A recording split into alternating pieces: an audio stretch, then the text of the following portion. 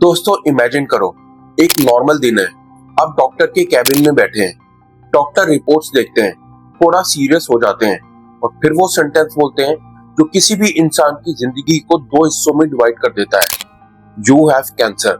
बस उस मोमेंट के बाद लाइफ सेम नहीं रहती। उस वक्त सिर्फ बॉडी नहीं, माइंड भी एक बहुत बड़ा बैटल स्टार्ट करता है। कैंसर सिर्फ एक मेडिकल डिजीज नहीं है, ये एक साइकोलॉजिकल वॉर है।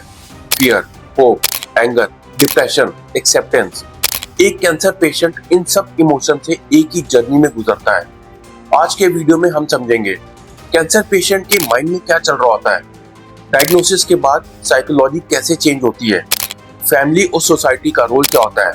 एंड बिलीव मी, इस वीडियो के बाद आप कैंसर पेशेंट्स को एक कंप्लीटली डिफरेंट पर्सपेक्टिव से देखेंगे। लेकिन आगे बढ़ने से पहले अगर आपने अभी तक चैनल को सब्सक्राइब नहीं किया तो प्लीज कर लें।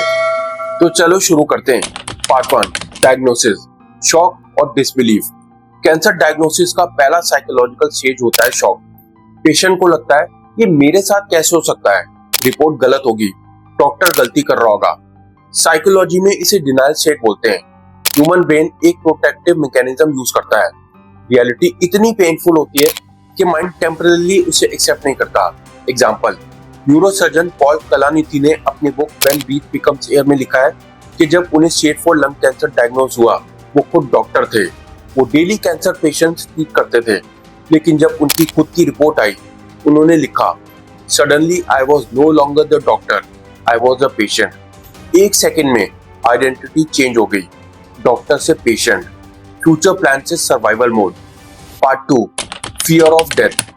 कैंसर का सबसे बड़ा साइकोलॉजिकल इम्पैक्ट होता है डेथ अवेयरनेस। नॉर्मली हम सबको पता होता है कि एक दिन डेथ आएगी, लेकिन हम उसके बारे में डेली नहीं सोचते। कैंसर पेशेंट के लिए डेथ सडनली वेरी रियल हो जाती है। हर टेस्ट के साथ क्वेश्चन होता है, कितना टाइम बचा है।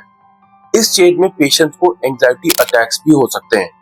इस टॉपिक पर फेमस साइकियाट्रिस्ट विक्टर फ्रैंकल ने मैन सर्च फॉर मीनिंग में एक पावरफुल आइडिया दिया था। उन्होंने लिखा, ह्यूमन बीइंग सफरिंग से डिस्ट्रॉय नहीं होते, वो मीनिंग के लॉस से डिस्ट्रॉय होते हैं। इसलिए जब कैंसर पेशेंट को लाइफ का पर्पस मिल जाता है, वो मेंटली स्ट्रॉन्ग हो जाता है। Part 3, anger phase. डायग्नोसिस के बाद नेक्स्ट साइकोलॉजिकल स्टेज होती है एंगर। पेशेंट के माइंड में क्वेश्चंस आते हैं, व्हाई मी, मैं ही क्यों, मैं तो हेल्दी लाइफस्टाइल फॉलो करता था। कभी कभी एंगर डॉक्टर पर भी निकलता है, कभी फैमिली पर, कभी खुद पर। ये कंप्लीटली नॉर्मल स्टेज है। एग्जाम्पल, पोएट और एक्टिविस्ट ऑड्रे लॉर्डे ने अपने बुक द कैंसर जर्नल्स में ब्रेस्ट कैंसर के बाद अपनी इमोशनल जर्नी डिस्क्राइब की है। उन्होंने लिखा, कैंसर सिर्फ बॉडी को इफेक्ट नहीं करता, ये आइडेंटिटी को भी चैलेंज करता है। पेशेंट को लगता है मैं वही इंसान हूं या नहीं। Part 4, loss of control. Cancer patient को एक और साइकोलॉजिकल प्रॉब्लम फेस करनी पड़ती है, loss of control. Normal life में हम सब प्लान्स बनाते हैं, career plan, travel plan, retirement plan. Cancer के बाद लाइफ हॉस्पिटल अपॉइंटमेंट्स और ट्रीटमेंट्स के अराउंड रिवॉल्व करने लगती है। सडनली लाइफ का कंट्रोल डॉक्टर्स, मेडिसिन, रिपोर्ट्स, इन सब के हाथ में चला जाता है। इस स्टेज में पेशेंट को फील होता है, my life is no longer mine. Part 5, body image crisis. Chemotherapy और ट्रीटमेंट के बाद बॉडी चेंज हो जाती है। Hair loss, weight loss, scars, specially young patients के लिए ये आइडेंटिटी क्राइसिस बन सकता है। बहुत से कैंसर पेशेंट्स फील करते हैं, I don't like my self any more. Audrey l'Ordre ने अपनी बुक द कैंसर जर्नल्स में मेसेक्टॉमी के बाद लिखा था, सोसाइटी कैंसर पेशेंट से एक्सपेक्ट करती है कि वो ब्रेव और पॉजिटिव रहें, लेकिन रियलिटी में उन्हें ग्रीफ और सैडनेस फील करने का भी राइट है। Part 6, loneliness. कैंसर पेशेंट के साथ एक और साइकोलॉजिकल प्रॉब्लम होती है, आइसोलेशन। फ्रेंड्स इनिशियली सपोर्ट करते हैं, लेकिन टाइम के साथ लाइफ नॉर्मल हो जाती है और पेशेंट को लगता है लोग मूव ऑन कर गए, मैं यहीं पर अटका हूं। हॉस्पिटल रूम्स में कई पेशेंट ये फील करते हैं, नोबडी अंडरस्टैंड्स देयर फियर। ये लोनलीनेस कभी कभी डिप्रेशन में कन्वर्ट हो सकती है। Part 7, the fight mentality. लेकिन इंटरेस्टिंग बात यह है कि कैंसर पेशेंट्स के अंदर एक स्टेज आती है जहां वो मेंटली ट्रांसफॉर्म हो जाते हैं। वो सर्वाइवल मोड में आ जाते हैं, मैं फाइट करूंगा, मैं गिव अप नहीं करूंगा। ये साइकोलॉजिकल शिफ्ट बहुत पावरफुल होता है। ऑन्कोलॉजिस्ट सिद्धार्थ मुखर्जी ने अपनी book the emperor of all melodies में लिखा है, कैंसर के अगेंस्ट वॉर सिर्फ मेडिसिन नहीं लड़ती, पेशेंट की मेंटल रेजिलियंस भी लड़ती है। Part 8, family psychology. कैंसर सिर्फ पेशेंट को अफेक्ट नहीं करता, फैमिली भी साइकोलॉजिकल ट्रॉमा से गुजरती है। पेरेंट्स, स्पाउस, चिल्ड्रन, सबके माइंड में फियर होता है, लेकिन फैमिली को स्ट्रॉन्ग दिखना पड़ता है। कई बार पेशेंट को कंट्रोल करते करते फैमिली खुद ब्रेकडाउन हो जाती है। Part 9, acceptance stage. साइकोलॉजी का फाइनल स्टेज होता है एक्सेप्टेंस। इसका मतलब गिव अप नहीं होता, इसका मतलब होता है रियलिटी को एक्नॉलेज करना। इस स्टेज में पेशेंट्स लाइफ को डिफरेंट पर्सपेक्टिव से देखने लगते हैं। छोटी छोटी चीजें इंपॉर्टेंट लगने लगती हैं, जैसे sunset, family time, conversations.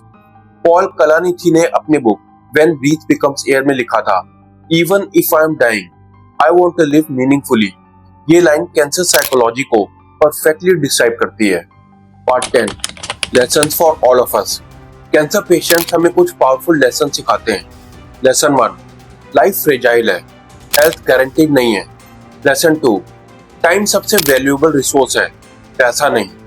Lesson 3, relationships important है। लास्ट स्टेज में लोग करियर या पैसा याद नहीं करते, वो फैमिली और मेमोरीज याद करते हैं। Lesson 4, meaningful life. As Victor Frankl explained in man search for meaning, life का पर्पस मिल जाए तो इंसान इम्पॉसिबल सफरिंग भी सरवाइव कर जाता है। कंक्लूजन, कैंसर एक डिजीज है, लेकिन उससे भी बड़ा बैटल होता है माइंड का battle. Fear, anger, depression, hope, acceptance. एक कैंसर पेशेंट इन सब इमोशंस के थ्रू एक स्पिरिचुअल जर्नी से गुजरता है, और शायद इसीलिए कई लोग कहते हैं कैंसर उनकी लाइफ का वर्स्ट मोमेंट भी था और सबसे बड़ा टीचर भी।